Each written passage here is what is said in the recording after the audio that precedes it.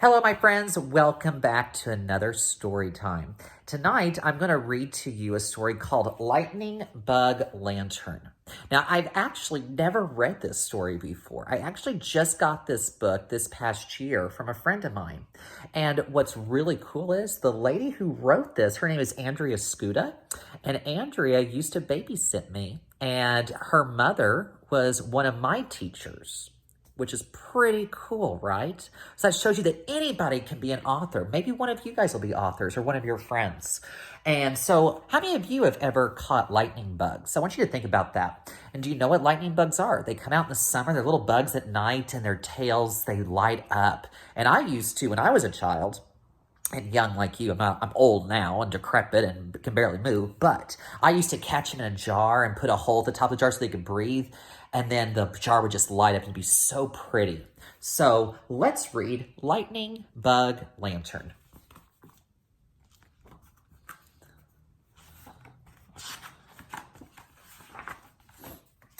Maggie couldn't wait to spend her favorite time of year with Grandma at the lake. Every summer they caught lightning bugs together. Maggie hoped this year they would finally catch enough to make a lightning bug lantern. The sun is beginning to set. Watch for lightning bugs, said Grandma. One by one they blinked on and off, sprinkling the darkness with flashes of light. Lightning bugs, Maggie shouted. Let's catch them in a jar. The pair darted in every direction across the open field, seeing hundreds of lightning bugs. If we catch enough for a lightning bug lantern, it will fill our campsite with light and magic, whispered Grandma.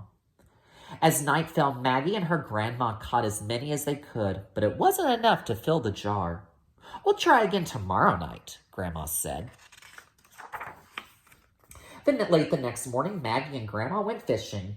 Last one there has to bait the hooks, Grandma called. They cast their lines and waited patiently while eating a picnic lunch. Maggie forgot about the lightning bugs while Grandma helped her reel in a bluegill. Then they released it back into the water so it could swim with its friends. But when the light began to fade from the sky, Maggie suddenly remembered, Grandma, it's almost time. They raced back to the field and waited. There, by the honeysuckle bushes. Out they came, lightning bugs glittering by the thousands. Maggie and Grandma ran up and down the field, capturing tiny bolts of lightning and stowing them in a jar. This time they caught more, but not enough to light up their campsite. Grandma gave Maggie a warm smile and said, maybe tomorrow night. The next morning, Maggie had a new idea. Let's go to the beach, Grandma. Look, I found a rock that turns colors in the light. It was a wishing stone, explained Grandma. Hold it in your hand and make a wish. When it changes colors, your wish will come true. Maggie held it loosely in her palm, secretly wishing to catch 1,000,000 lightning bugs that night. Dusk glistened on the water. Maggie and Grandma returned to the field as the first lightning bug flickered in the darkness. Do you think we'll catch enough tonight? Maggie asked. Let's hurry and see how many we can get, said Grandma.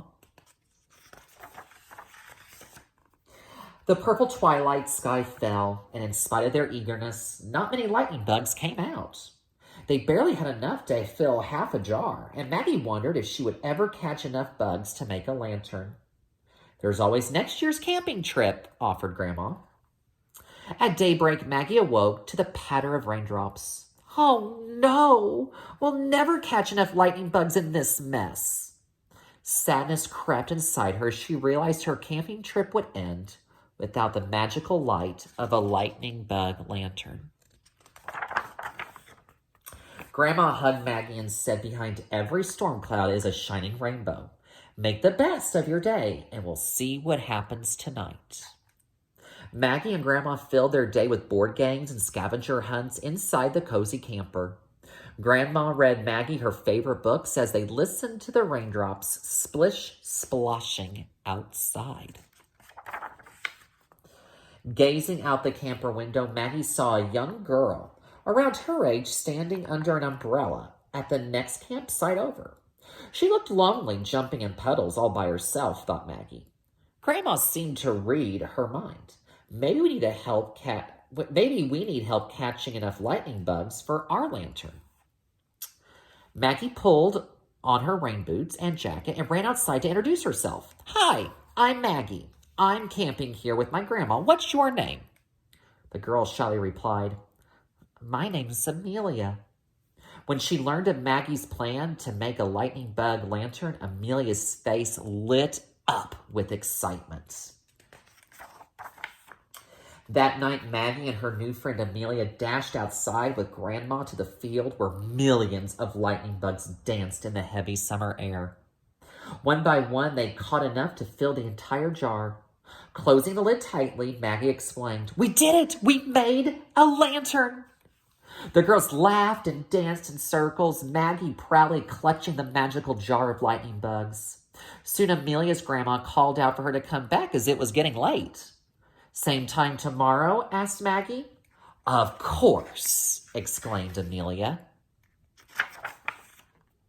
As darkness settled, Maggie hung the lantern from the tree in their campsite. She climbed onto the hammock and Grandma rocked them back and forth while the whippoorwill began its nightly call.